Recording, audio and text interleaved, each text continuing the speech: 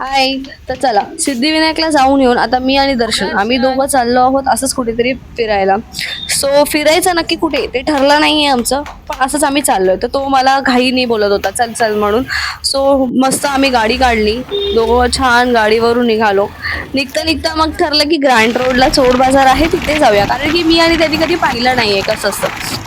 तसं तर जाताना गाडीवरती डिसाईड झालं ग्रँड रोडला जायचं, तेव्हाच दर्शन झाली माझं ठरलेलं की तिथे पोहोचून काही घ्यायचं नाही. म्हणून मी आज उजून मागे बसत माझे नजारे एन्जॉय करत होती. बघता बघता कधी आम्ही ग्रँड रोड पोहोचलो कळलं नाही.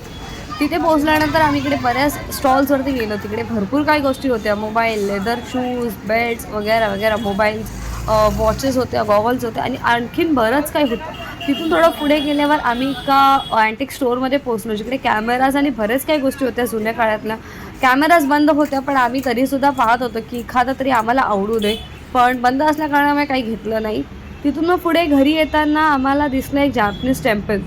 इतकं सुंदर जॅपनीज टेम्पल होतं. त्याच्या आतमध्ये बुद्ध भगवानाची मूर्ती, ती पाहून खरंच खूप छान वाटले. आणि त्या टेम्पलमध्ये एवढी शांतता होती.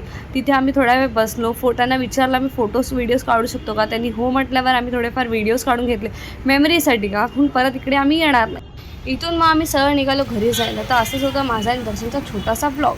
कसा वाटला? Bye bye.